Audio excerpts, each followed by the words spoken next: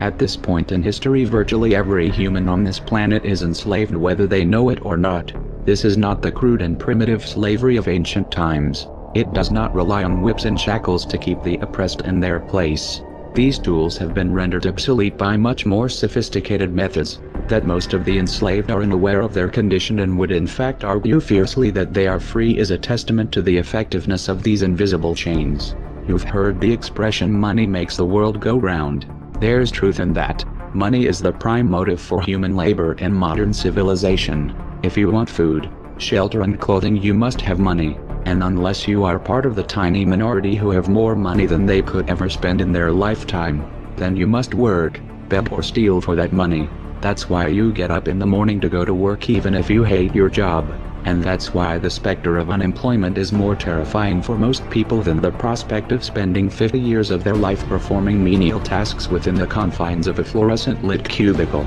Of course, in Western countries some are fortunate enough to have pulled away from the brink and do not live in fear that their basic needs will be met, at least for now. Yet they keep spinning the hamster wheel. Why? Because money and the bling it ties have become symbols of status and prestige. Money offers an illusory form of social validation, but even those who are not caught up in distinguishing themselves by how much they accumulate still just acknowledge the social stigma that comes with poverty. The combination of these primal motivators, the need for food, shelter, clothing, and social validation, is a very powerful force.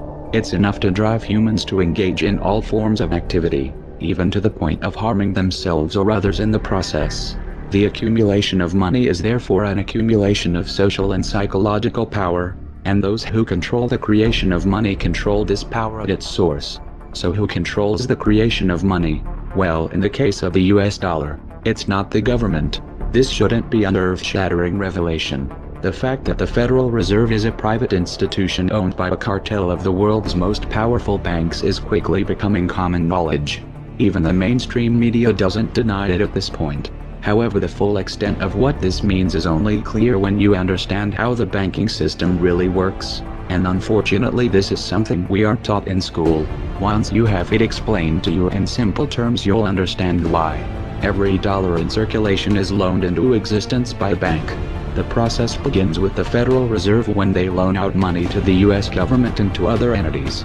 You've probably heard this talked about before, especially in regards to the interest rate on these loans, which the Federal Reserve raises and lowers depending on economic conditions. But what is never talked about in the mainstream is the fact that the Fed isn't actually loaning out money that they have. They are merely typing those dollars into existence on a computer. You may be inclined to believe that this money is based on some physical backing like gold, but you would be mistaken. The Federal Reserve hasn't owned any gold since the 1930s. When the Federal Reserve loans money to the US government, the US government gives the Federal Reserve government bonds in exchange. These bonds are simply written promises to pay back the money that was loaned to them with interest through taxation. So to be clear here, the government is taking out a loan from a bank that is creating the money out of thin air, and they're expecting you, the taxpayer, to cover that loan. The absurdity of this arrangement is even more obvious when you realize that up until 1913 the US government created its own money, and had no need for a bank to play the part of a middleman. That new money loaned out by the Federal Reserve enters circulation through banks, accumulates in banks, and in the end the banks end up holding all of the cards, but not necessarily for the reasons you may imagine. Contrary to popular belief, the majority of money in circulation isn't actually created by the Federal Reserve, but rather by the ordinary banks that businesses and individuals use for their checking, savings, and mortgages. How is this possible? Well, like the Federal Reserve, ordinary banks are allowed to loan out money they don't have. There are of course restrictions. Banks are only allowed to loan 10 times the amount that they actually have. So if Wells Fargo has $1,000, they can loan you $10,000, and they expect you to pay back that $10,000 plus interest. This is called fractional reserve banking. 75% of all money in circulation is created in this manner. Now, as bad as this may seem, it's really only the tip of the iceberg. Most banks structure payment plans so that for many years you are paying almost nothing but interest and only start paying down the principal gradually. The result of this strategy is that in most cases you pay far more in interest when you purchase a house than the house itself is worth. So here's the real question. If all money is created through loans, where does the money come from to pay for the interest? Let's say we reset the system to zero, loan $1,000 into existence and charge 7% interest. We now have $1,000 in the system, but we owe $1,000 plus interest, and that's more. The money to pay the interest doesn't exist, never has, never will. This would be obvious if there were only one loan being issued to one person in this manner. But when performed on a global scale, the reality is hidden, and is transformed into a game of musical chairs where the person ending up without a seat faces bankruptcy and financial ruin. The interest ensures that there is always more debt than money in circulation. Because every dollar in existence is tied to a debt, this creates an unseen force that draws those dollars back to the banks. Like gravity attracts a physical object to Earth. The catch here is that it is the work of the people that moves that money. Every hour that you work to pay back a loan or to keep the government from throwing you in jail over income taxes is an hour worked for the banks. The total receipts from personal income taxes just barely covers the interest on the national debt, and even the principal on that debt all ends up back in the hands of the banks. Once you understand that the money that the banks loans out isn't actually an asset, but is in fact a piece of legal fiction, it should be clear that you are working for these banks for free. This is a cleverly disguised form of slavery. If you manage to maintain your monthly payments, then you are a successful slave, and you are allowed to keep the material comforts that come with that status. But if for some reason you fail to make your monthly payments, then the bank or the IRS comes, takes your house, your car, and anything else you have of value.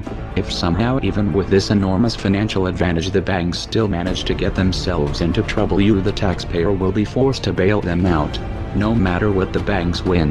To say the game is rigged is an understatement. You might be inclined to think that if you live outside the United States and don't use dollars, then this situation has no bearing on your life. But you would be wrong. The dollar is both a world reserve currency and the only currency in which oil is sold on the global markets. This is often referred to as the petrodollar status. This means that wherever you live, whether your country is an oil exporter or an oil importer, you are affected. If your country is an oil importer, you are affected by the fact that in order to keep your country running, you have to acquire dollars.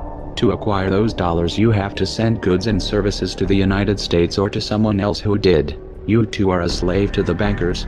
Likewise, if your country is an oil exporter, you are affected by the fact that you send your oil to the US in exchange for this debt-based money. You are exchanging something of real and tangible value for digits on a screen. If for some reason the leadership of your country grows tired of this arrangement and tries to pull off of the dollar, you'll quickly find the United States military at your doorstep ready to open up a can of democracy on you. Iraq learned this the hard way when they switched their oil sales to euros in 2000, and Libya when they tried to organize a gold-based currency for Africa. Debt-based money is a masterpiece of social engineering, the ultimate tool of the ruling elite.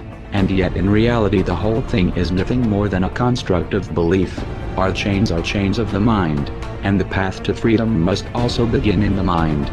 If we want a better future for our children and grandchildren, we must work right now to reach a critical mass of awakening. That the dangers of excessive and unwarranted concealment of pertinent facts far outweighed the dangers which are cited to justify it.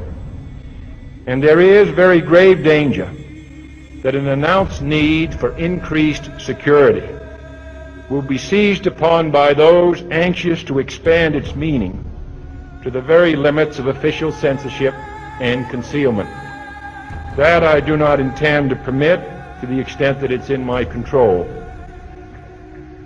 For we are opposed around the world by a monolithic and ruthless conspiracy that relies primarily on covert means for expanding its sphere of influence, on infiltration instead of invasion, on subversion instead of elections, on intimidation instead of free choice, on guerrillas by night instead of armies by day. It is a system which has conscripted vast human and material resources into the building of a tightly knit, highly efficient machine that combines military, diplomatic, intelligence, economic, scientific, and political operations. Its preparations are concealed, not published. Its mistakes are buried, not headlined. Its dissenters are silenced, not praised. No expenditure is questioned, no rumor is printed, no secret is revealed.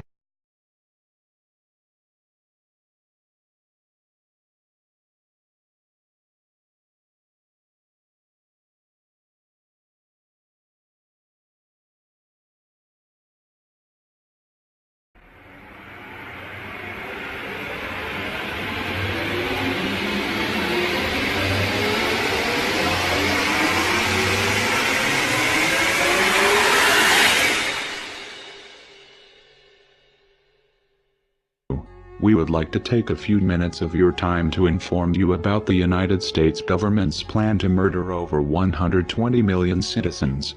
We do not have enough time to let's see what his Secretary of State had to say after his actions killed over 500,000 children. We have heard that 500,000 children have died. I mean, that's more children than died in Hiroshima. And you know, is the price worth it? I think this is a very hard choice, but we think the price is worth it.